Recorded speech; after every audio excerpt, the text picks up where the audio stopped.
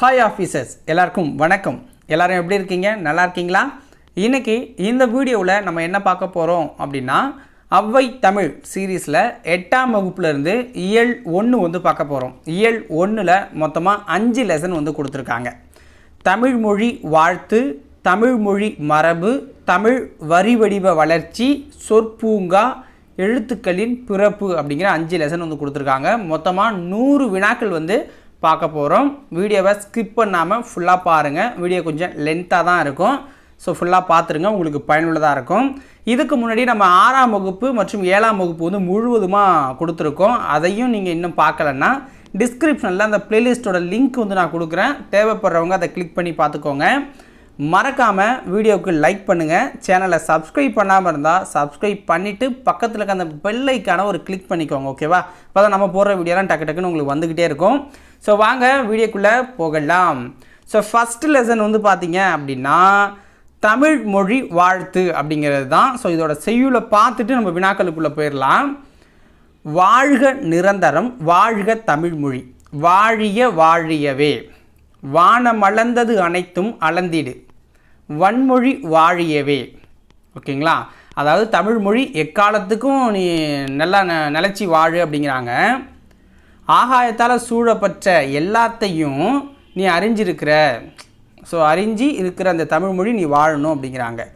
7 கடல் வாய்ப்பினும் தன் மனம் வீசி இசை கொண்டு வாழியவே அப்படிங்கிறாங்க. ஓகேங்களா? இந்த 7 கடல் அப்படின்னு சொல்லுவோம், 7 பெருங்கடல்கள். ஸோ இந்த 7 கடலால் சூழப்பட்ட இந்த நிலப்பகுதி இருக்குல்ல, அது தன் இலக்கிய மனத்தால் பரவ செய்த இந்த புகழ் கொண்ட தமிழ்மொழி வாழணும் அப்படிங்கிறாங்க. எங்கள் தமிழ்மொழி, எங்கள் தமிழ்மொழி என்றென்றும் வாழியவே, அதாவது எங்கள் மொழி வாழணும் அப்படிங்கிறாங்க. ஓகேங்களா? சூழ்களி நீங்க தமிழ்மொழி ஓங்க துலங்குக வையகமே. புரியுதுங்களா? என்ன சொல்கிறாங்கன்னா, இந்த சூழ்ந்துள்ள அறியாமை இருள் இருக்குல்ல, அது நீங்கணும். ஓகேங்களா? சூழ்ந்துள்ள அறியாமை இருள் நீங்கணும், உலகம் முழுவதும் தமிழ்மொழி மேன்மையுற்று சிறப்படையணுங்கிறாங்க. தொல்லை வினைதரு தொல்லை அகன்று சுடர்க தமிழ்நாடே அப்படிங்கிறாங்க. அதாவது துன்பங்கள் நீக்கி பொருந்தாத பழைய கருத்துக்கள்லாம் நம்ம வந்து இன்னமும் பேசிக்கிட்டு இருக்கோம், இன்னும் இதுக்கப்புறமும் பேசுவோம்னு நினைக்கிறேன். ஸோ அப்படி பொருந்தாத பழைய கருத்துக்களை தூக்கி தூர எரிஞ்சிட்டு துன்பங்கள் நீங்கி தமிழ்நாடு ஒளிரணும் அப்படிங்கிறாங்க. முற்போக்கான கருத்துக்கள் அப்படிங்கிற மாதிரி இருக்கணும். ஓகேங்களா? பிற்போக்குகள் இருக்கக்கூடாது. வாழ்க தமிழ்மொழி, வாழ்க தமிழ்மொழி, வாழ்க தமிழ்மொழியே, வானம் அறிந்ததனைத்தும் அறிந்து வளர்க வளர்மொழி வாழியவேங்கிறாங்க. ஸோ அதே தான் உள்ளடக்கிய எல்லா பெருமைகளையும் அறிந்து நம்ம வந்து மென்மேலும் வளரணும் அப்படிங்கிறாங்க. ஓகேவா? ஸோ இது யார் பாடியிருக்காருன்னா பாரதியார் அவர்கள் இந்த பாட்டை பாடியிருக்காரு. ஓகேங்களா? ஸோ அடுத்தது வினாக்களுக்குள்ளே போயிடலாம். இப்போ சொல்லும் பொருளும், ஃபஸ்ட்டு கொஷின் வந்து சொல்லும் பொருளும். நிரந்தரம் அப்படின்னா என்ன? நிரந்தரம் அப்படின்னா காலம் முழுமையும். நிரந்தரம் அப்படின்னா காலம் முழுமையும். இப்போ கூட ஜெயிலரில் போட்டாங்களா தலைவர் நிரந்தரம்னு, அது மாதிரி தான். ஓகேவா? வைப்பு அப்படின்னா என்ன? வைப்பு அப்படின்னா நிலப்பகுதியை குறிக்குது. வைப்பு அப்படிங்கிறது நிலப்பகுதியை குறிக்குது. ஓகேங்களா? சாரி, வைப்பு அப்படிங்கிறது நிலப்பகுதியை குறிக்குது. ஓகேங்களா? சூழ்களி அப்படின்னா என்னென்னா சூழ்ந்துள்ள அறியாமை இருள். சூழ்களி அப்படின்னா சூழ்ந்துள்ள அறியாமை இருள். வன்மொழி அப்படின்னா வளமிக்க மொழி. வன்மொழி அப்படின்னா வளமிக்க மொழி. இசைனா புகழ். தொல்லைனா பழமைன்னு சொல்லுவாங்கள்ல, துன்பம்னு சொல்லலாம். தொல்லை அப்படிங்கிறத பழமை அல்லது துன்பம் அப்படிங்கிறது அதோட பொருளாக இருக்குது. அடுத்தது, கீழ்கண்டவற்றுள் பாரதியாரோடு தொடர்புடையது எது? கீழ்கண்டவற்றுள் பாரதியாரோடு தொடர்புடையது எது? ஸோ ஆன்சர் பாருங்கள். அவர் கவிஞரா, இதழாளரா, விடுதலை போராட்ட வீரரா அப்படின்னு கேட்டிருக்காங்க. ஸோ ஆன்சர் என்னென்னா, அவர் ஒரு கவிஞர், எழுத்தாளர், இதழாளர், சமூக சீர்திருத்த சிந்தனையாளர், விடுதலை போராட்ட வீரர். ஸோ அனைத்துமே அவருக்கு வந்து கொடுப்பாங்க. ஸோ பன்முகத்தன்மையற்ற கொண்டவர் அப்படின்னு சொல்லுவாங்க. பன்முக ஆற்றல் கொண்டவர். அடுத்து 3வது வினா. இந்தியா என்ற இதழை நடத்தி விடுதலை போருக்கு வித்திட்டவர் யார்? இந்தியா என்ற இதழை நடத்தி விடுதலை போருக்கு வித்திட்டவர் யார்? ஆன்சர் என்ன? பாரதியார். விஜயா என்ற இதழின் ஆசிரியர் யார்? விஜயா என்ற இதழின் ஆசிரியர் யாருன்னா பாரதியார். ஓகேங்களா? ஸோ ஏன்னா பாரதியாரை பற்றி பார்த்தோம் அப்படின்னா பாரதியார் தான் ஆன்சராக வருவார். கீழ்கண்டவற்றுள் சரியானது எது?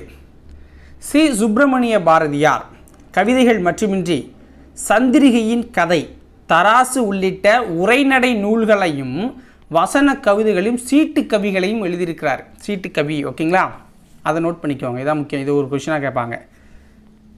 சந்திரிகையின் கதை, தராசு உள்ளிட்ட நூல்களை எழுதியிருக்காரு. சிந்துக்கு தந்தை செந்தமிழ் தேனி, புதிய அறம் பாட வந்த அறிஞன், மரம் பாட வந்த மறவன் என்றெல்லாம் புகழப்படுவது தான் பாரதியார். புரியுதுங்களா? சிந்துக்கு தந்தை செந்தமிழ் தேனி, புதிய அறம் பாட வந்த அறிஞன், மரம் பாட வந்த மறவன் என்றெல்லாம் புகழப்படுபவர் யார்னா பாரதியார். இப்படிலாம் புகழ்ந்தவர் யார்னா பாரதிதாசன். ஸோ இந்த பேர்கள்லாம் சொல்லி பாரதியாரை புகழ்ந்தவர் யார்னா பாரதிதாசன். ஓகேவா? இப்போ நம்ம படித்தோம்ல வாழ்க நிரந்தரம்னு, ஸோ அந்த பாட்டை வந்து யார், அந்த பாட்டு அப்படிங்கிறது பாரதியார் கவிதைகள் என்னும் தொகுப்பில் தமிழ்மொழி வாழ்த்து என்னும் தலைப்பில் இடம்பெற்றிருக்கு. பாரதியார் கவிதைகள் அப்படிங்கிற தொகுப்பில் அது இடம்பெற்றிருக்கு. ஓகேவா? ஸோ அப்போ வந்து பார்த்தீங்க அப்படின்னா அனைத்து கூற்றும் சரி, அனைத்து கூற்றும் சரியாக இருக்குது. சிந்துக்கு தந்தை என்று பாரதியாரை புகழ்ந்தவர் யார்? சிந்துக்கு தந்தை என்று பாரதியாரை புகழ்ந்தவர் யார்? பாரதிதாசன். இப்போ தான் பார்த்தோம், ஓகேங்களா? பாரதிதாசன். செந்தமிழ் தேனி, புதிய அறம் பாட வந்த அறிஞன், மரம் பாட வந்த மறவன் என்றெல்லாம் புகழ்ந்து கூறியவர் யார்? செந்தமிழ் தேனி, புதிய அறம் பாட வந்த அறிஞன், மரம் பாட வந்த மறவன் என்றெல்லாம் புகழ்ந்து கூறியவர் யார்னா பாரதிதாசன். பாரதிதாசன். அடுத்து பாருங்க, செந்தமிழ் அந்தாதி செந்தமிழே, செங்கரும்பே, செந்தமிழ் சீர்காக்கும் நந்தா விளக்கணைய நாயகியே, முந்தை மொழிக்கெல்லாம் மூத்தவளே, மூவேந்தர் அன்பே, எழில் மகவே எந்தம் உயிர் உயிர் உயிரும் நீ, மெய்யும் நீ, ஓங்கும் அறமாம் பயிரும் நீ, இன்பம் நீ, அன்பு தருவும் நீ, வீரம் நீ, காதல் நீ, ஈசன் அடிக்கு நல் ஆரம் நீ, யாவும் நீயே. இந்த பாடலை பாடினது யாரு? இந்த பாடலை பாடினது யார்? இப்படி தொடங்குற ஒரு பாடலை பாடினது யாருன்னா து. அரங்கன் அப்படிங்கிறவர் பாடியிருக்காரு. து. அரங்கன் அப்படிங்கிறவர் பாடியிருக்காரு. மக்கள் வாழும் நிலப்பகுதியை குறிக்கும் சொல் என்ன? மக்கள் வாழும் நிலப்பகுதியை குறிக்கும் சொல் வைப்பு. மக்கள் வாழும் நிலப்பகுதியை குறிக்கும் சொல் வைப்பு அப்படிங்கிறது தான், வைப்பு. ஓகேங்களா? ஸோ அடுத்தது என்ன கொடுத்துருக்காங்க அப்படின்னு பார்க்கணும். என்றென்றும் என்னும் சொல்லை பிரித்து எழுத கிடைப்பது என்ன? என்றென்றும் என்னும் சொல்லை பிரித்து எழுத கிடைப்பது என்று கூட்டல் என்றும், என்று கூட்டல் என்றும். வானம் அளந்தது என்னும் சொல்லை பிரித்து எழுத கிடைப்பது என்ன? வானம் அளந்தது என்னும் சொல்லை பிரித்து எழுதணும்னா வானம் கூட்டல் அளந்தது, வானம் கூட்டல் அளந்தது. அறிந்தது கூட்டல் அனைத்தும் என்பதனை சேர்த்து எழுத கிடைக்கும் சொல் என்ன? ஸோ இதில் வந்து ரெண்டு மாதிரி இருக்கும். ஒன்று பார்த்தீங்கன்னா அறிந்ததனைத்தும் அப்படிங்கிறது சரியான விடை. அறிந்ததனைத்தும், ஓகேங்களா? ஏன்னா சில பேர் அறிந்தனைத்தும் அப்படின்னு கூட சொல்லுவீங்க. ஸோ ஆனால் அறிந்ததனைத்தும் அப்படிங்கிறதான் சரி. ஏன் அப்படின்னா இங்கே என்ன கொடுத்துருக்காங்க அப்படின்னு பார்க்கணும்.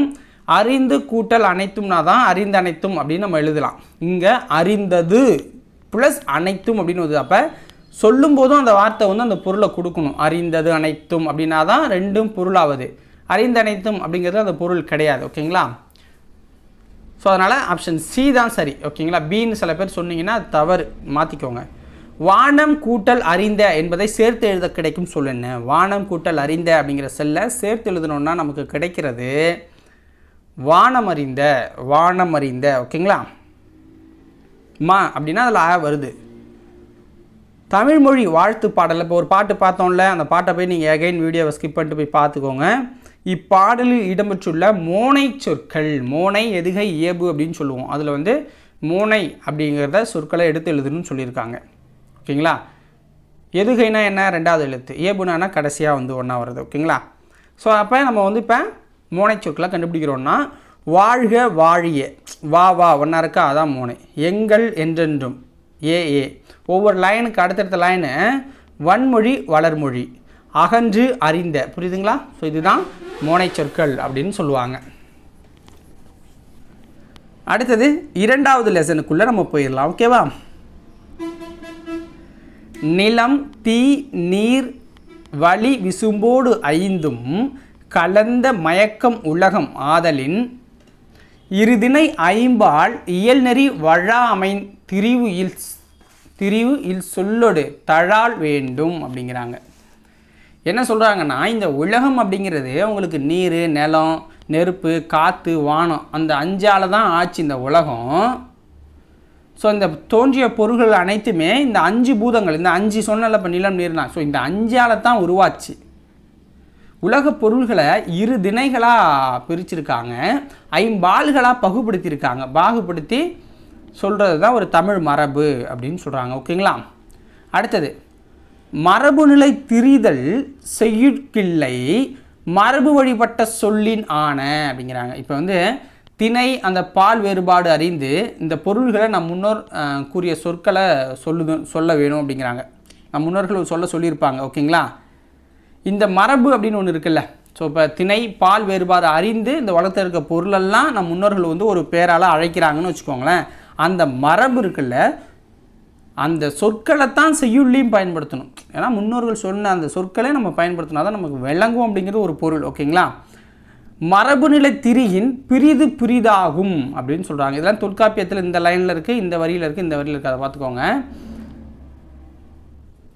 ஸோ மரபு நிலை திரியின் பிரிதாகும்னா தமிழ்மொழி சொற்களை வழங்குவதில் நம்ம முன்னோர்கள் பயன்படுத்திய அந்த சொற்களை நம்ம மரபு மீறி நம்ம பயன்படுத்துகிறோம்னா அந்த பொருள் மாறி போகும், அந்த பொருளோட சொல் வந்து மாறி போயிடும் அப்படின்னு சொல்கிறாங்க. ஓகேங்களா. ஸோ இதை வந்து தொல்காப்பியர் எழுதியிருக்கிறாரு அப்படிங்கிறத உங்களுக்கு தெரியும். ஏன்னா தொல்காப்பியத்தோட ஆசிரியர் தொல்காப்பியர் தான். ஸோ இப்போ நம்ம கொஷினுக்குள்ளே நம்ம போயிடலாம். ஓகேவா. டைரெக்டாக என்ன அப்படின்னா பொறுத்துக்க. ஃபஸ்ட்டு கொஷின் பாருங்கள். விசும்பு அப்படின்னா என்ன? விசும்பு அப்படின்னா வானம், விசும்பு அப்படின்னா வானத்தை குறிக்கும். மரபு அப்படின்னா உங்களுக்கு வழக்கம் அப்படின்னு சொல்லப்படுது. மயக்கம் அப்படின்னா கலவை. திரிதல்னா மாறுபடுதல். அடுத்தது பொறுத்துக்க. 2வது கொஷினும் இருதிணை அப்படின்னா உயர்திணை அக்ரிணை. இருதிணைனா உயர்திணை அக்ரிணை. செய்யுள் அப்படின்னா பாட்டு. வழாமை அப்படின்னா தவறாமை. ஓகே. நீதி வழுவாமைன்னு சொல்லுவாங்க. அது மாதிரி நீதி வழுவாமை தவறாமல் இருக்கணும். தழால் அப்படின்னா என்ன அப்படின்னா தழுவுதல். பயன்படுத்துதல் அப்படின்னு சொல்கிறாங்க. கீழ்கண்டவற்றுள் ஐம்பால் எனப்படுவது எது?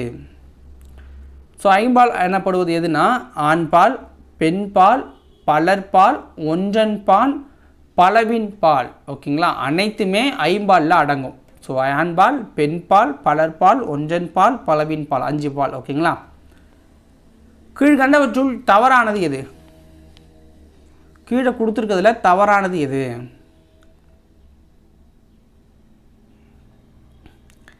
அளப்படை அப்படிங்கிறது. ஓகேங்களா. இதை அளப்படையை தான் நம்ம பார்க்குறோம்.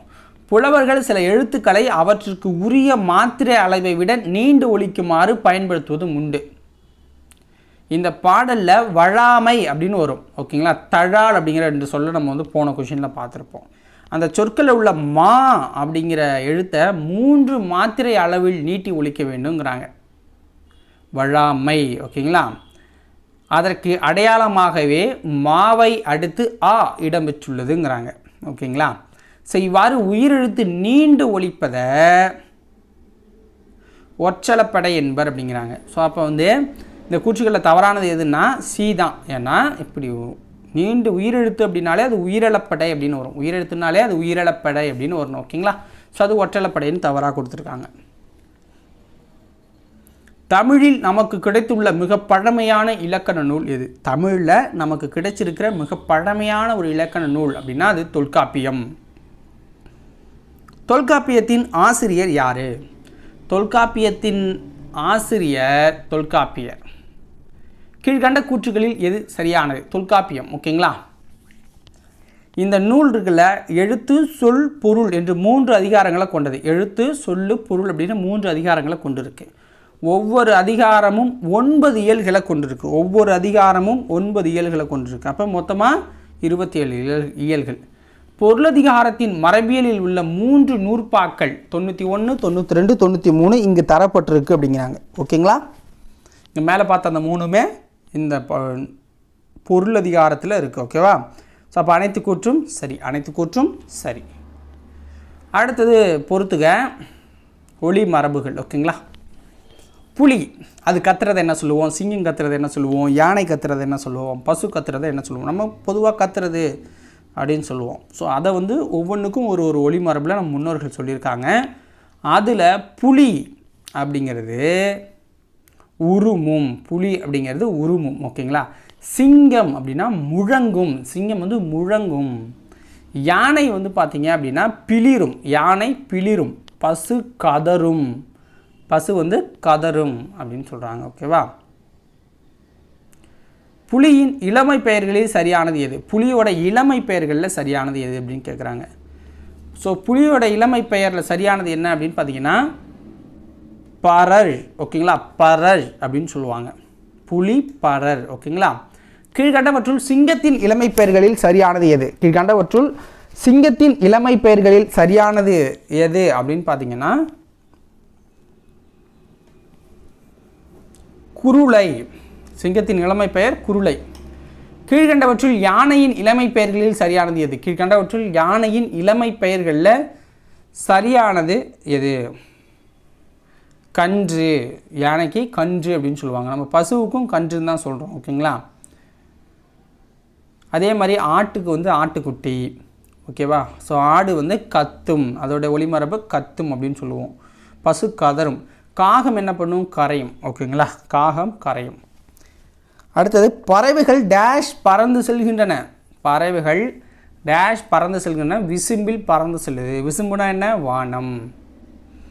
இயற்கையை போற்றுதல் தமிழர் டேஷ் அப்படிங்கிறாங்க, இயற்கையை போற்றுதல் தமிழருடைய மரபு. இருதிணை என்னும் சொல்லை பிரித்து எழுத கிடைப்பது என்ன, இருதிணை என்னும் சொல்லை பிரித்து எழுத கிடைப்பது 2 கூட்டல் திணை, 2 கூட்டல் திணை.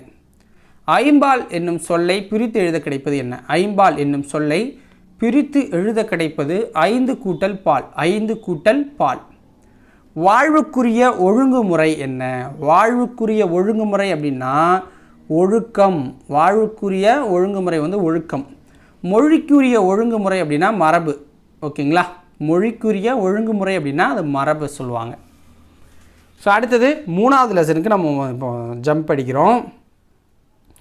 தமிழ் வரி வடிவ வளர்ச்சி அப்படிங்கிறது தான். ஓகேங்களா? ஸோ ஸ்டாண்டர்ட்ஸ் வந்து மாற மாற கொஷின்ஸ் அதிகமாக வந்துக்கிட்டே இருக்கும், பார்த்துக்கோங்க. ஃபஸ்ட்டு கீழ்கண்ட கூற்றுகளில் எது சரியானது. கூற்று 1 பாருங்கள். மனிதன் பாறைகளிலும் குவை சுவர்களிலும் தன் எண்ணங்களை குறியீடுகளாக பொறித்து வைத்தான். இதுவே எழுத்து வடிவத்தின் தொடக்க நிலை. எதுக்காக வடிக்கிறான், அவனால் பேச முடியாது. அங்கே ஒரு நிகழ்ச்சிக்கு போகிறான், ஒரு வேட்டையாடுறதுக்கு போகிறான் அப்படின்னா அங்கே வேட்டைக்கு வர முடியாத ஊனமுற்றவர்கள் இருப்பாங்க, குழந்தைகள் இருப்பாங்க, அவங்களுக்கு வந்து அவன் விளக்கணும். ஏன்னா அவங்ககிட்ட அப்போ சவுண்டு இல்லை. ஸோ அப்போ வந்து என்ன பண்ணுவான்னா அவனுடைய வேட்டையாடுதல் திறனை பற்றி படமாக வரைஞ்சி அவங்கள்ட்ட காட்டுவான். ஓகேங்களா? அந்த குகை சுவர்களில். இன்னொன்று பின்னாடி வரவங்க பார்த்து தெரிஞ்சுக்கிட்டும் பெருமையை அப்படின்னு கூட அவன் நினச்சிருக்கலாம் அப்படிங்கிறாங்க. ஓகேவா? கூற்று 2 பாருங்கள். தொடக்க காலத்தில் எழுத்து என்பது ஒளியையோ வடிவத்தையோ குறிக்காமல் பொருளின் ஓவிய வடிவமாகவே இருந்துச்சு. ஓகேங்களா? இவ்வரி வடிவத்தை ஓவிய எழுத்து அப்படின்னு சொல்கிறாங்க. ஒளியும் கிடையாது, வடிவத்தையோ குறிக்காமல் பொருளின் ஓவிய வடிவமே வந்திருக்கு.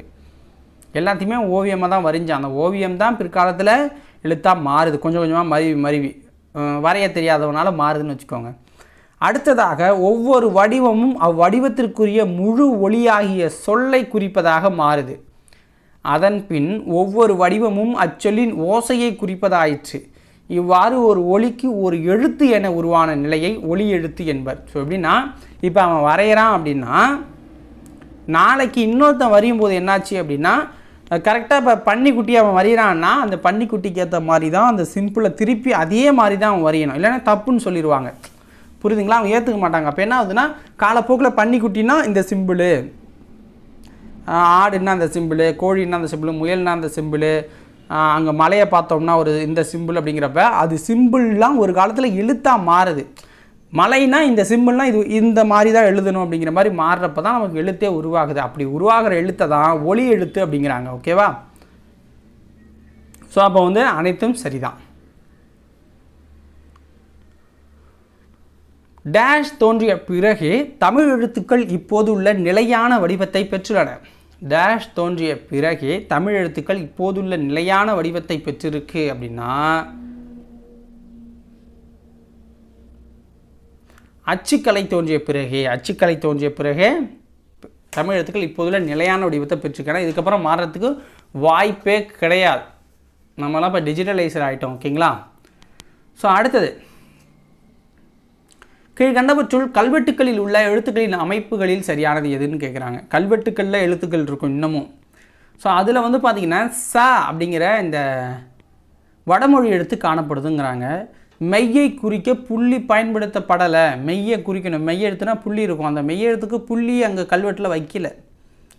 எகர ஓகர குறில் நெடி வேறுபாடு இல்லை அப்படிங்கிறாங்க. எகர ஓகர குறில் நெடுபாடுலாம் கிடையாது. எழுத்துனா எழுத்து தான். ஓனா ஓ தான். வாய்ச்சுடுறது சுழிச்சுடுறதெல்லாம் இல்லாமல் தான் இருந்திருக்கு. ஏன்னா அப்போ அது டேமேஜ் ஆகிடுங்கிறதுக்காக. அப்போ அனைத்தும் சரிதான். இந்த வேறுபாட்டில் தான் கல்வெட்டுக்கள் அந்த காலத்தில் இருந்திருக்கு. கீழ்கண்டவற்றில் சரியானது எது? தமிழ் எழுத்துக்களின் பழைய வரி வடிவங்களை கோவில்களில் உள்ள கருங்கல் சுவர்களிலும் செப்பேடுகளிலும் காண முடியுது. ஓகேங்களா? கல்வெட்டுக்கள் கிமு 3ஆம் நூற்றாண்டு முதல் கிடைக்கிது. செப்பேடுகள் கிமு 7ஆம் நூற்றாண்டு முதல் நமக்கு கிடைக்குதுங்கிறாங்க. ஓகேங்களா? கல்வெட்டுகள் செப்பேடுகள் ஆகியவற்றில் காணப்படும் வரி வடிவங்களை வட்டெழுத்து தமிழ் எழுத்து என இரு வகையாக பிரிக்கலாம் அப்படிங்கிறாங்க. ஸோ அப்போ எல்லாம் சரிதான்.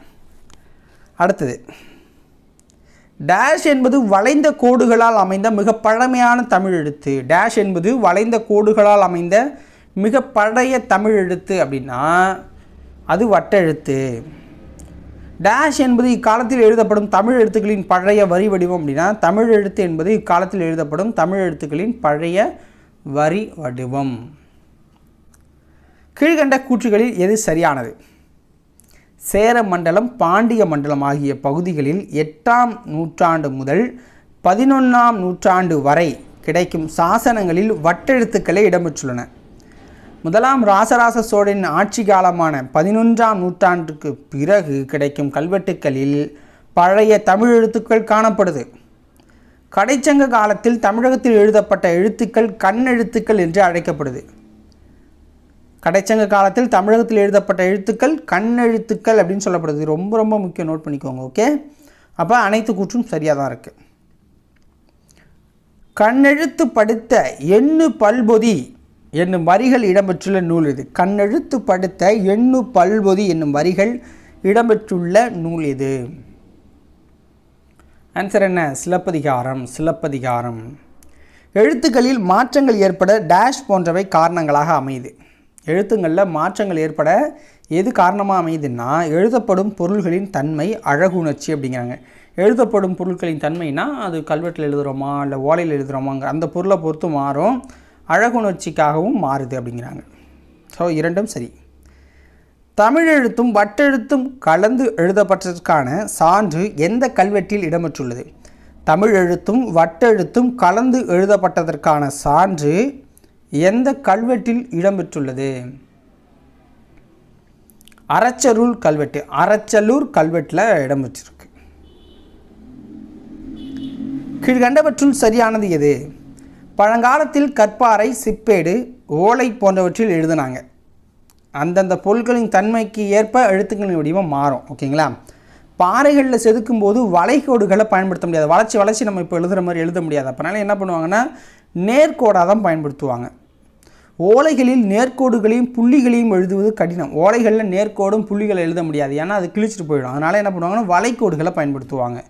சில எழுத்துக்களை அழகுபடுத்துவதற்காக அவற்றின் மேற்பகுதியில் குறுக்கு கோடு இடப்பட்டது. பின்னர் அவையே நிலையான வடிவங்களாக அமைஞ்சு போச்சுங்கிறாங்க. அப்போ அனைத்து கூற்றும் சரிதான். ஓகேவா? கீழ்கண்டவற்றுள் எது சரியானதுன்னு கேட்குறாங்க. எதில்? புள்ளிகளும் எழுத்துக்களும் அப்படிங்கிறதுல.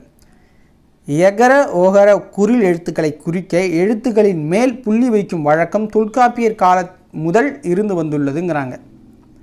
அகர வரிசை உயிர்மேற்குறில் எழுத்துக்களை அடுத்து பக்க புள்ளி இடப்பட்டால் அவை நெடிலாக கருதப்படும். புரியுதுங்களா? ஐகார எழுத்துக்களை குறிப்பிட எழுத்துக்களின் முன் இரட்டை புள்ளி இட்டனர் அப்படிங்கிறாங்க. ஐகார எழுத்துக்குன்னா இந்த பாருங்க கைக்கு முன்னாடி இந்த அதுக்கு முன்னாடி கா அப்படிங்கிறது 2 புள்ளி வச்சுருவாங்க. ஓகேவா? ஸோ இது மாதிரி 2 புள்ளி 1 புள்ளி வச்சு அதை வந்து மேனேஜ் பண்ணிட்டு தான். அந்த கா வாங்குறதுக்கு பதிலாக கால் வாங்குறதுக்கு பதிலாக 1 புள்ளி வச்சா கால் வாங்கினதா அர்த்தம். அந்த கை போடுறதுக்கு பதிலாக 2 புள்ளி வச்சா அந்த அர்த்தம் அப்படிங்கிறாங்க. ஐகாரம் அப்படின்னு சொல்கிறாங்க. எகர வரிசை உயிர்மை குறில் எழுத்துக்களை அடுத்து 2 புள்ளிகள் இடப்பட்டால் அவை ஔகார வரிசை எழுத்துக்களாக கருதப்படும். 2 புள்ளி வச்சா அது ஔகார எழுத்துக்கள்ங்கிறாங்க. புரியுங்களா? கே கவ்வா மாறுது 2 புள்ளி வச்சா, தேக்கு 2 புள்ளி வச்சா தெவ்வா மாறுது. புரியுதுங்களா? ஸோ அது காலத்தில் ஓவியமாக இருந்த எழுத்துக்கள் தான் இப்படி மாறி கொஞ்சம் கொஞ்சமாக வந்து நம்ம இப்போ யூஸ் பண்ணிகிட்டு இருக்கோம். மகர எழுத்தை குறிப்பிட பகர எழுத்தின் உள்ளே இப் அப்படிங்கிறத இட்டாங்க. குற்றிய லுகர குற்றிய லிகர எழுத்துக்களை குறிக்க அவற்றின் மேலேயும் புள்ளி வைக்கிறாங்க. அப்போ கூற்றுகள் எது சரியே? அனைத்தும் சரியானது தான். கீழ்கண்டவற்றுள் எது தவறானது? உருவ மாற்றம். இப்போ வந்து உருவ மாற்றத்தை நம்ம பார்க்குறோம். நெடிலை குறிக்க ஒற்றை புள்ளிக்கு பதிலாக இக்காலத்தில் துணைக்கால் பயன்படுத்தப்படுது. இந்த துணைக்கால்னு சொல்லுவோம்ல, இதை வந்து பயன்படுத்துகிறோம். ஐகார உயிர்மையை குறிக்க எழுத்துக்கு முன் இருந்த இரட்டை புள்ளிக்கு பதிலாக இக்காலத்தில் இணைக்கொம்பு போடுறோம். ஓகேங்களா? அது டைப் பண்ண முடியல, தான் சிக்கல். இணைக்கொம்பு போடுறோம் இப்படி. ஓகேங்களா? இணைக்கொம்பு போடுறோம். ஔகார உயிர்மையை குறிக்க எழுத்துக்கு பின் இருந்த இரட்டை புள்ளிக்கு பதிலாக இக்காலத்தில் கொம்பு கால் போடுறோம். இப்படி போடுறோம்ல. ஓகேங்களா? பயன்படுத்துகிறோம். குற்றிய லுகர லிகர எழுத்துக்களின் மேல் புள்ளியிடும் வழக்கம் இக்காலத்தில் வழக்கொழிந்து விட்டது. இந்த காலத்தில் இல்லை அப்படிங்கிறாங்க.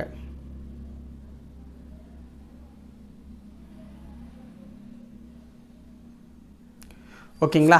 ஸோ இதுக்கு சரியான ஆன்சர் என்ன அப்படிங்கிறத நம்ம பார்க்கணும். ஓகே, ஸோ இதுக்கு சரியான ஆன்சர் என்ன அப்படிங்கிறத நீங்கள் சொல்லுங்கள்.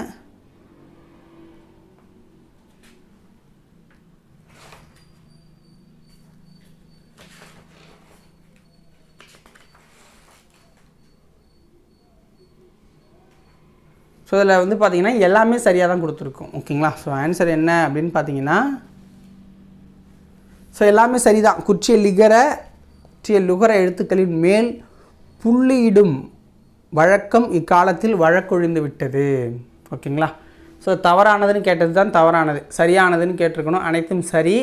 ஏன்னா இந்த இடத்துல வழக்கில் உள்ளதுன்னு நான் கொடுத்துருக்கணும். பட் அது வழக்கொழிந்து விட்டதுன்னு ஆக்சுவலாகவே கொடுத்துவிட்டோம். ஓகேங்களா? அவ்வளோதான். அப்போ எல்லாமே சரி தான். இந்த கொஷினை மட்டும்தான் மாற்றணும். நான் அதை புக்காக போடும்போது மாற்றிக்கிறேன். ஓகேவா? நீங்கள் புரிஞ்சுக்கோங்க வீடியோ பார்க்குறவங்க. கீழ்கண்டவற்றுள் சரியானது எது? எழுத்து சீர்திருத்தத்தின் தேவை ஓலைச்சுவடிகளிலும் கல்வெட்டுகளிலும் புள்ளி பெறும் எழுத்துக்களை எழுதும்போது அவை சிதைந்துவிடும் என்பதால் புள்ளி இடாமல் எழுதுகிறாங்க. ஓலை சுவடிகளில் நிறுத்தக்குறிகளும் பத்தி பிரித்தலும் கிடையாது. ஓலைச்சுவடிகளில் புள்ளி இடப்பட்டு எழுதப்படும் இடங்களில் புள்ளிகள் தெளிவாக தெரியாத நிலையில் அவற்றின் இடம் நோக்கி மெய்யா உயிர் மெய்யா குறிலா நெடிலா என உணர வேண்டிய நிலை இருந்தது. இதனால் படிப்பவர்கள் பெரிதும் இடருற்றனர். ஸோ இதனால தான் நமக்கு என்ன தேவைப்பட்டுச்சு? எழுத்து சீர்திருத்தம் தேவைப்பட்டுச்சுங்கிறாங்க. அப்போ அனைத்தும் சரி. தமிழ் எழுத்துக்களில் மிக பெரும் சீர்திருத்தம் செய்தவர் யார்? தமிழ் எழுத்துக்களில் மிக பெரும் சீர்திருத்தம் செஞ்சவர் வீரமாமுனிவர். இவர் தான் இந்த மெய்ய எழுத்துக்கு புள்ளி வைக்கிறது, ஏவுக்கு புள்ளி வைக்கிறது, ஏக்கு பதிலாக ஏலாம் கொண்டு வந்தது இவர் தான். ஓகேங்களா? ஸோ அப்போ மிக பெரும் சீர்திருத்தம் அப்படின்னா ஃபஸ்ட்டு பண்ணவர் வீரமாமுனிவர். கீழ்கண்டவற்றுள் வீரமாமுனிவர் செய்த எழுத்து சீர்திருத்தங்களில் சரியானது எதுன்னு கேட்குறாங்க. ஓகேங்களா? ஸோ இதெல்லாம் அந்த சிம்பிளெல்லாம் போட முடியல, அதனால தான் இந்த இமேஜை நான் டைரெக்டாகவே உங்களுக்கு வந்து கொடுத்துட்டேன். எகர ஓகர வரிசை எழுத்துக்களில் புள்ளிகளால் ஏற்படும் குழப்பங்களை அவர் களைகிறார். ஓ என்னும் எழுத்திற்கு சுழியிட்டு ஓ என்னும் எழுத்தாகவும் அவர் உருவாக்குறார். அதே போல் ஏகார ஓகார வரிசை உயிர்மை நெடில் எழுத்துக்களை குறிக்க இரட்டை கொம்புனா இப்படி வரணும். அதை நான் சிம்பிள் போட முடியலங்கிறதால போட்டிருக்கேன். இரட்டை கொம்புடன் கால் சேர்த்து, ஓகேங்களா, இப்படி வச்சு இப்படி போடுவோம்ல, கால் சேர்த்து புதிய வரி வடிவத்தை அவர் அறிமுகப்படுத்தினார். ஓகேங்களா? அது கீழே இருக்குது, பார்த்துக்கோங்க. இப்போ ஏக்கு டாட் வச்சுருக்காங்களா, அதை டாட் வைக்காமல் இருக்கார். அதே ஏவை திருப்பி எழுதுவோம், அதுக்கு கால் கீழே வச்சுருக்காரு. ஓக்கு டாட் இருக்கிறத ஓ போடல, ஓ அப்படிங்கிறதுக்கு அந்த கீழே சுழிச்சிருக்காரு. கேவுக்கு வந்து இக்கு காவுக்கு மேலே புள்ளி வச்சா வைப்பாங்க, அதை கேன்னு மாற்றிருக்காரு. அடுத்த கே வரதை பார்த்திங்கன்னா கே அப்படின்னு மாற்றுறாரு கொம்பு வச்சு. அதே மாதிரி தான். ஸோ இதுதான் அவருடைய சீர்திருத்தம். வீடியோ பாஸ் பண்ணிட்டு பார்த்துக்கோங்க. ஓகேங்களா? அடுத்தது பெரியார் பண்ண எழுத்து சீர்திருத்தம். ஸோ இதை வந்து கவர்மெண்ட்லேயும் சில இதை ஏற்றுக்கிட்டாங்க. ஓகேங்களா? ஸோ இப்போ அண்ணா அப்படின்னு எழுதுகிறோன்னா பழசில் எப்படி இருக்கும்? இப்படி இருக்கும். நாம் வந்து அப்படி சுழித்து உள்ளே விடணும். இப்போ அதை அண்ணான்னு நம்ம கால் வாங்கி எழுதுகிறோம். அணை அப்படிங்கிறதுக்கு முன்னாடி பக்கம் சுழிச்சு விடணும். அதை இப்போ அணைன்னு எழுதுகிறோம். மண்ணொடு, ஸோ கண்ணொடு. ஸோ அந்த நாவுக்கு வந்து உள்ளே சுழிச்சு விட்ற மாதிரி இருக்கும். ரூக்கு எல்லாத்துக்குமே மேக்ஸிமம் உள்ளே சுழிச்சு விட்றது, லாவுக்கு முன்னாடி ஒரு இது போடுறது லா அப்படின்னா. ஸோ அது மாதிரி சில எழுத்துக்களை இவர் சரி பண்ணுறாரு. ஓகேங்களா, பெரியார் அவர்கள். ஸோ இதுதான் அவருடைய சீர்திருத்தம். இதையும் வீடியோவை பாஸ் பண்ணிவிட்டு ஒன்ஸ் பார்த்து வச்சுக்கோங்க. ஓகேங்களா. ஸோ அடுத்தது 17வது வினா. தமிழ் எழுத்துக்கள் இப்போதுள்ள நிலையான வடிவத்தை பெற டேஷ் காரணமாக அமைந்தது. தமிழ் எழுத்துக்கள் இப்போதுள்ள நிலையான வடிவத்தை பெற அச்சுக்கலை காரணமாக இருந்துச்சு. வளைந்த கோடுகளால் அமைந்த மிக பழைய தமிழ் எழுத்து டேஷ் என்று அழைக்கப்படுது. வளைந்த கோடுகளால் அமைந்த மிக பழைய தமிழ் எழுத்து வட்டெழுத்து அப்படின்னு சொல்லப்படுது. வட்டெழுத்து. தமிழ் எழுத்து சீர்திருத்த பணியில் ஈடுபட்டவர் யார்? தமிழ் எழுத்து சீர்திருத்த பணியில் ஈடுபட்டவர் யார்? பெரியார். கடைச்சங்க காலத்தில் எழுதப்பட்ட தமிழ் எழுத்துக்கள் எவ்வாறு அழைக்கப்பட்டுச்சு? கடைச்சங்க காலத்தில் எழுதப்பட்ட தமிழ் எழுத்துக்கள் கண் எழுத்துக்கள் அப்படின்னு சொல்லப்படுது. கண் எழுத்துக்கள் முன்னாடி வீடியோவிலேயே நம்ம பார்த்துருக்கேன். ஓகேங்களா. கண் எழுத்துக்கள். எழுத்துக்களில் புள்ளிகளால் ஏற்படும் குழப்பங்களை கலைந்தவர் யார்? எழுத்துக்களில் புள்ளிகளால் ஏற்படுற குழப்பங்களை பிறந்தவர் வீரமாமுனிவர். வீரமாமுனிவர். ஓகேங்களா. ஸோ அடுத்தது சொற்பூங்கா அப்படிங்கிற லெசன். இது வந்து ஒரு கதை பகுதி தான், இருந்தாலும் இதுலேயும் கொஷின்ஸ் இருக்குது. ஓகே. கீழ்கண்டவற்றுள் சரியானது எது? கல்லின் தேய்மானம் போல சொல்லுக்கும் தேய்மானம் இருக்குங்கிறாங்க. நம்ம பேசுகிற சொல்லுக்கும் தேய்மானம் இருக்குது. கல் தோன்றிய காலம், உயிரோட்ட இயக்கம் இவற்றை போல சொல் தோன்றிய காலம், இயக்கம் ஆகியவற்றால் சொல்லும் தேய்தல் இயற்கை. சொல்லும் தேஞ்சி போகும் நம்ம பேசிங்கிறாங்க. தமிழில் சொல் என்பதற்கு நெல் என்பது ஒரு பொருள். தமிழில் சொல் என்பதற்கு நெல் என்பது ஒரு பொருள். சொன்றி சோறு என்பவை அவ்வழியில் வந்தவைங்கிறாங்க. சொன்றி சோறு அப்படிங்கிறது அந்த வழியில் வந்தது தாங்கிறாங்க. அப்போ அனைத்தும் சரிதான். நெல்லில் பதர் உண்டு, ஆனால் சொல்லில் பதர் இருக்காது. எல்லா சொல்லும் பொருள் குறித்தனவே என்பது யாருடைய கூற்று? நெல்லில் பதர் உண்டு, ஆனால் சொல்லில் பதர் இருக்காது. எல்லா சொல்லும் பொருள் குறித்தனவே அப்படிங்கிறது தொல்காப்பியருடைய கூற்று. ஒரு எழுத்து மொழி எவையெனின் நெட்டெழுத்து 7 ஓரெழுத்து ஒரு மொழி என்பவர் யார்? ஓரெழுத்து மொழி எவையெனில் நெட்டெழுத்து 7 ஓரெழுத்து ஒரு மொழி என்பவர் யார்னா அவர் தான் தொல்காப்பியர். அதிகமாக அவர் தொல்காப்பியர் தான் சொல்லியிருக்கார். தொல்காப்பியர். குற்றெழுத்து ஒன்று தனித்து நின்று சொல்லாவது இல்லை என்பதை குற்றெழுத்தும் 5 மொழி நிறைவு இலவே என கூறியவர் யார்?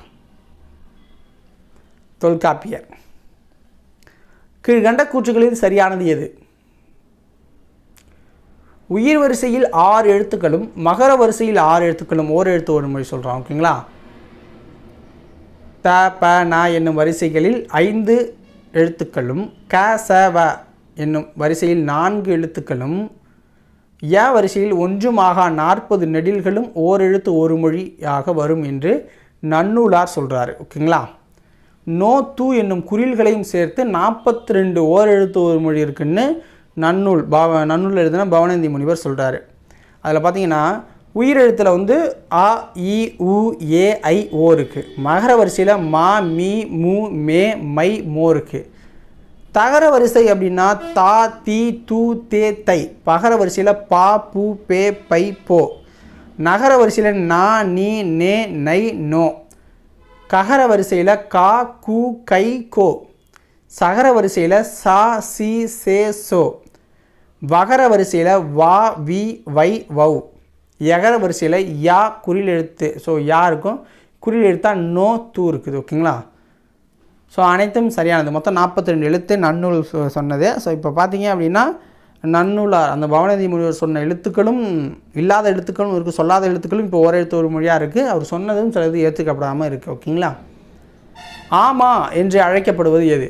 ஆமா என்று அழைக்கப்படுவது காட்டுப்பசு. ஓகேங்களா. காட்டுப்பசு தான் ஆமா அப்படின்னு அழைக்கப்படுது. கீழ்கண்டவற்றுள் சரியான வினை எது? நாட்டில் பெருமக்கள் பெரிதும் கூடுவாவை மாநாடு. பல குறுநிலங்கள் உள்ளடக்கிய பெருநிலம் மாநிலம். உலக பெரும்பரப்பையும் இயக்கத்தையும் சுட்ட நம்ம மாஞாலம் அப்படின்னு சொல்கிறோம். அப்போ இதில் அனைத்து இணையும் சரியானது தான். கீழ்கண்டவற்றில் சரியானது எது? மாநிறம் என மாந்தளிர் நிறத்தை ஒப்புமை காட்டி உரைப்பது பெருவழக்கு. மா என்பது விலங்கை குறிக்கும். அரிமா, பரிமா, நரிமா, வரிமா, கரிமா என்றெல்லாம் வந்து விலங்கின பெயராகி அது நிற்கிது. ஈ என்னும் பொது பெயர் ஓயாது ஒலி செய்யும் ஒலிக்குறிப்பை காட்டி நிற்கிது. மாட்டு ஈ, தேனி என பகுத்து வழக்கமும் நம்மக்கிட்ட இருக்குது. இல்லை பல்ல ஈன்னு காட்டாதன்னு சொல்கிற வழக்கமும் இருக்குது. அனைத்தும் சரி. ஏய் என்னும் சொல்லின் பொருள் என்ன? ஏய் அப்படிங்கிற சொல்லோட பொருள் என்ன அப்படின்னா, என்னோட கூடு பொருந்து சேர். என்னோட கூடு பொருந்து சேர் அப்படிங்கிறது தான் அதோடைய பொருள். அப்போ அனைத்தும் சரி. ஏய் அப்படின்னு சொல்லிட்டு மண்டைய புலந்த கதையெல்லாம் நம்ம ஊரில் நடந்திருக்கு. ஓகேங்களா? என்ன எப்படி ஏய் அப்படின்னு சொல்லலான்னு. எய்ப்பன்றி என அழைக்கப்பட்ட விலங்கு எது? எய்ப்பன்றி என அழைக்கப்பட்ட விலங்கு எது அப்படின்னா முள்ளம்பன்றி. அதாவது கூர்மையான அந்த கொம்பை உடையது தான் முள்ளம்பன்றி. ஸோ அதை வந்து எய்ப்பன்றி அப்படின்னு சொல்லுவாங்க. ஏன்னா வில்லுலேருந்து போகிற மாதிரி அம்பு மாதிரி அது கூராக இருக்கிறதால அப்படி சொல்லுவாங்க. கீழ்கண்டவற்றுள் சரியானது எது? அம்பு விரைந்து செல்வது போல சென்று உரிய கடமை புரிபவன் ஏவலன் எனப்பட்டான். அம்பு விரைந்து போகிறது போல போய் தன்னோட கடமையை செய்கிறவன் ஏவலன். அம்பு விடும் கலையை ஏகலை அப்படின்னு சொன்னாங்க தமிழில். அம்பு விடும் கலையை ஏகலை என்றது தமிழ். அதில் வல்லவனை ஏகலைவன் என்று பாராட்டியது. ஓகேங்களா? அம்பை எய்பவர் எய்னர், அவரது மகளிர் எய்னியர். அம்பை எய்கிற ஆள் எய்னியர், அவரது மகளிர் அப்படிங்கிறவங்க எய்னியர்னு சொல்லுவாங்க. சங்க புலவர்களுள் எய்னாரும் உலர் எய்னியாரும் உலர் அப்படிங்கிறாங்க. மொழிபற்றுள்ள ஒருவனே மொழியை வளர்ப்பான், அதன் இனத்தை பண்பாட்டை காப்பான் என்பது இளங்குமரனாரின் வாக்கியம்ங்கிறாங்க. அப்போ அனைத்து கூற்றும் சரிதான். செந்தமிழ் அந்தணர் என்று அழைக்கப்படுபவர் யார்? செந்தமிழ் அந்தணர் என்று அழைக்கப்படுபவர் யார் அப்படின்னா ரா இளங்குமரனார். ரா இளங்குமரனார். கீழ்கண்டவற்றுள் சரியானது எது? ரா இளங்குமரனார் பற்றி. பள்ளி ஆசிரியராக பணியாற்றியவர். நூலாசிரியர், இதழாசிரியர், உரையாசிரியர், தொகுப்பாசிரியர் என பன்முக திறன் பெற்றவர். இலக்கண வரலாறு, தமிழிசை இயக்கம் என பல நூல்களை எழுதியிருக்கிறார். இலக்கண வரலாறு, தமிழிசை இயக்கம் அப்படிங்கிற நூல்களை. தேவநேயம் என்னும் நூலை தொகுத்துள்ளார். தேவநேயம் என்னும் நூலை இவர் தொகுத்திருக்காரு. பாவனார் நூலகம் அமைத்துள்ளார். இவரது தமிழின் தனி பெருஞ்சிறப்புகள் என்னும் நூலிலிருந்து இருந்த செய்திகளை நம்ம இப்போ பார்த்தோம். ஓகேங்களா? அப்போ அனைத்தும் சரியானது தான். தனித்தமிழ் இயக்கம் என்ற நூலின் ஆசிரியர் யார்? தனித்தமிழ் இயக்கம் என்ற நூலின் ஆசிரியர் யார்? ஆன்சரு ரா இளங்குமரனார். ரா இளங்குமரனார். டேஷ் அருகில் அல்லூரில் திருவள்ளுவர் தவச்சாலையை ரா இளங்குமரனார் அமைத்துள்ளார். திருச்சிக்கு அருகில் அல்லூர் அப்படிங்கிற இடத்துல திருவள்ளுவர் தவச்சாலையை ரா இளங்குமரனார் அமைச்சிருக்கிறார். அடுத்தது 5வது லெசன், எழுத்துக்களின் பிறப்பு. இதுதான் கொஞ்சம் அதிகமான கொஷின். 32 கொஷின் கிட்ட நான் கேட்டிருக்கேன். ஸோ வீடியோவை ஃபுல்லாக பாருங்கள். ஓகே? ஃபஸ்ட்டு கொஷின், கீழ்கண்டவற்றுள் சரியானது எது? வாயை திறந்து ஒலித்தாலே ஆ என்னும் எழுத்து ஒலிக்குது. வாயை திறந்தாலே ஆ அப்படின்னு வந்துடுது. ஊ என்னும் எழுத்தை ஒலிக்கும் போது இதழ்கள் குவிகின்றது. ஊ அப்படின்னா இதழ்கள் குவியுது. நாக்கின் முதற்பகுதி மேல் அன்னத்தில் ஒட்டும் போது கா என்னும் எழுத்து பிறக்குது. பா என்னும் எழுத்து இதழ்கள் இரண்டும் ஒட்டுவதால் பிறக்குது. பா அப்படின்னா. ஸோ அப்போ இதில் வந்து சரியாக தான் சொல்லியிருக்காங்க. அப்போ அனைத்தும் சரி. கீழ்கண்டவற்றுள் எழுத்து பிறப்புகளின் வகைகளில் சரியானது எது? கீழ்கண்டவற்றுள் எழுத்து பிறப்புகளில் வகைகளில் சரியானதுன்னா இடப்பிறப்பு, முயற்சி பிறப்பு. அப்போ இரண்டும் சரிதான். உயிரெழுத்துக்கள் 12 டேஷ் இடமாக கொண்டு பிறக்கிறது. உயிரெழுத்துக்கள் 12 கழுத்தை இடமாக கொண்டு பிறக்குது. கழுத்தை இடமாக கொண்டு பிறக்குது. வல்லின மெய் எழுத்துக்கள் 6 டேஷ் இடமாக கொண்டு பிறக்குது. வல்லின எழுத்துக்கள் 6 மார்பை இடமாக கொண்டு பிறக்குது. மெல்லின மெய்யெழுத்துக்கள் 6 டேஷ் இடமாக கொண்டு பிறக்குது. மெல்லின மெய்யெழுத்துக்கள் 6 மூக்கை இடமாக கொண்டு பிறக்குது. மூக்கை இடமாக கொண்டு. இடையின எழுத்துக்கள் 6 கழுத்தை இடமாக கொண்டு பிறக்குது. கழுத்தை இடமாக கொண்டு பிறக்குது. ஆயுத எழுத்து டேஷ் இடம் கொண்டு பிறக்கிறது. ஆயுத எழுத்து தலையை இடமாக கொண்டு பிறக்குது. ஆயுத எழுத்து கீழ்கண்டவற்றில் சரியானது எது? உயிரெழுத்துக்கள் முயற்சி பிறப்பு. ஓகேங்களா? அ ஆ ஆகிய இரண்டும் வாய் திறத்தலாகிய முயற்சியால் பிறக்குது. வாயை திறக்கிறதால் தானே அது பிறக்குது. அப்போ முயற்சி பிறப்பு அதில் வந்துடுது. இ இ ஏ ஏ ஐ ஆகிய ஐந்தும் வாய் திறக்கும் முயற்சியுடன் நாக்கின் அடி ஓரமானது மேல்வாய்ப்பல்லை பொருந்தும் முயற்சியால் பிறக்குதுங்கிறாங்க. உ உ ஓ ஓ ஔ ஆகிய ஐந்தும் வாய் திறக்கும் முயற்சியுடன் இதழ்களை குவிப்பதால் பிறக்குதுங்கிறாங்க. அப்போ அனைத்தும் சரிதான். டேஷ் ஆகிய இரு மெய்களும் நாவின் முதற்பகுதி அன்னத்தின் அடிப்பகுதியை பொருந்துவதால் பிறக்குதுங்கிறாங்க.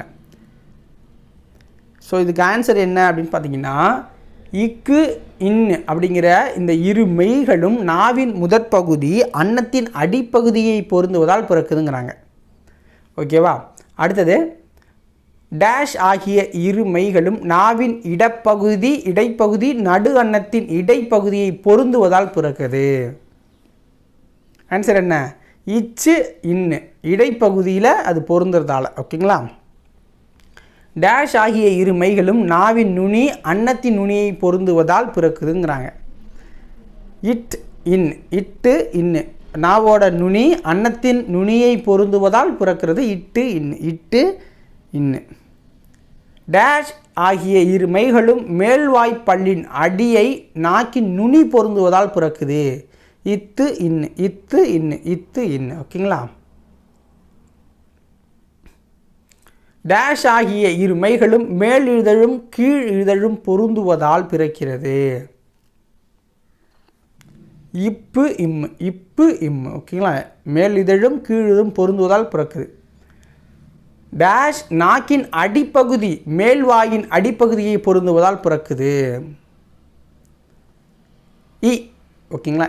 அப்படிங்கிறது மேல்வாயின் அடிப்பகுதியை பொருந்துவதால் பிறக்குது. டேஷ் ஆகிய இரு மெய்களும் மேல்வாயை நாக்கின் நுனி வருடுவதால் பிறக்குதுங்கிறாங்க. ஆன்சர் என்ன? இழு அப்படியே லைட்டாக வருடுதா அதனால். டேஷ் மேல்வாய்ப்பல்லின் அடியை நாக்கின் ஓரங்கள் தடித்து நெருங்குவதால் பிறக்குதுங்கிறாங்க. ஆன்சர் என்ன? இல். ஓகேங்களா?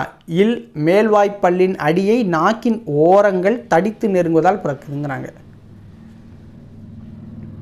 கீழ்கண்ட கூற்றுகளில் எது சரியானது? இது மேல்வாயை நாக்கின் ஓரங்கள் தடித்து தடவுவதால் பிறக்குது.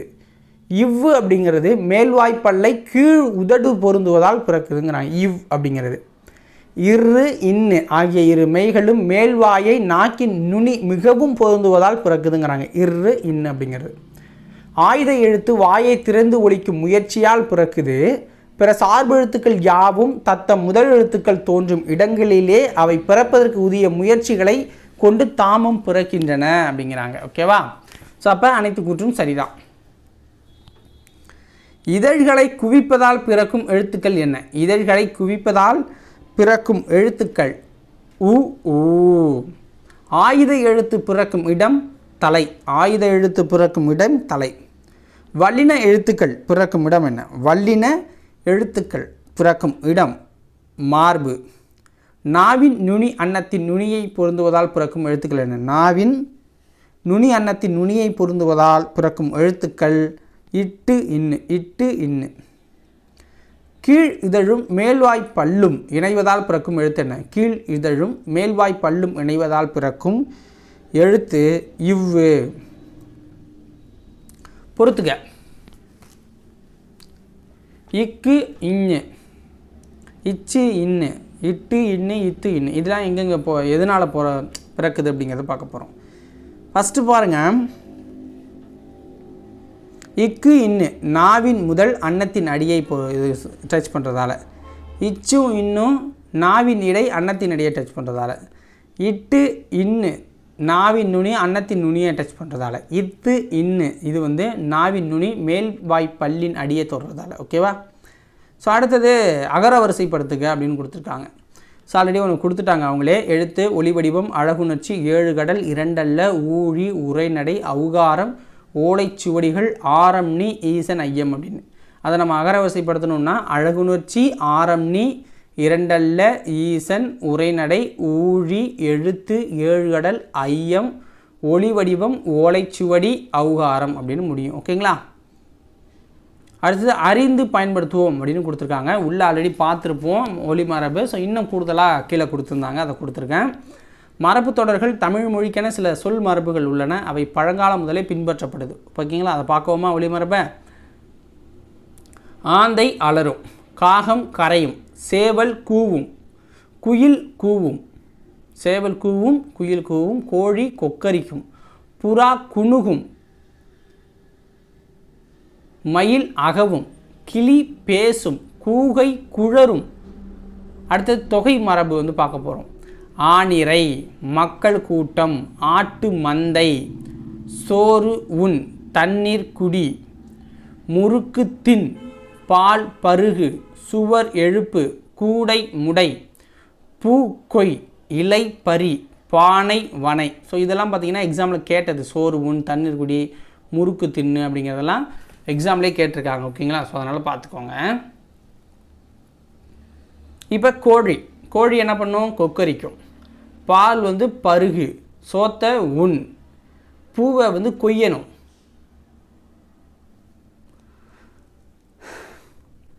அடுத்தது ஆ அப்படின்னா நிறை, ஆநிறை. ஓகேங்களா? அடுத்தது பொறுத்துக. ஒளிபிறப்பியல் அப்படின்னா ஆர்டிகால்குலேட்டர் ஃபோனிட்டிக்ஸ் அப்படின்னு வரும். ஆர்டிகால்குலேட்டர் ஃபோனிட்டிக்ஸ் அப்படிங்கிறது தான் அதுக்கு சரியான விடை. ஓகேங்களா? உயிரொலி அப்படின்னா வவ்வல் அப்படின்னு சொல்லுவாங்க. உயிரொலின்னா வவ்வல். மெய்யொலி அப்படின்னா கன்சனன்ட். ஓகேங்களா? கன்சனன்ட் அப்படின்னு வரும். அகராதியல் அப்படின்னா லெக்சிகோகிராஃபி, லெக்சிகோகிராஃபி அப்படின்னு வரும். ஓகேங்களா? ஆப்ஷன் டி வந்து இதுக்கு சரியானது. ஆப்ஷன் டி வந்து ஆர்டிகுலேட்டரி ஃபோனிட்டிக்ஸ். ஓகேங்களா? ஆர்டிகுலேட்டரி ஒய் வரும் கடைசி அந்த இடத்துல. அடுத்தது பொறுத்துக்க தான். ஒளியன் அப்படின்னா ஃபோனமி அப்படின்னு சொல்லுவாங்க. ஓகேங்களா? ஃபோனாமி. மூக்கொலி, மூக்கொலி அப்படின்னா nozzle consonant sound, nozzle consonant sound. கல்வெட்டு அப்படின்னா எபிகிராஃபி. சித்திரை எழுத்துனா பிக்டோகிராஃப், சித்திரை எழுத்துனா பிக்டோகிராஃப். இதோட நமக்கு வந்து பார்த்திங்க அப்படின்னா ஃபஸ்ட் இயல் 8th ஃபஸ்ட் இயல் முடியுது.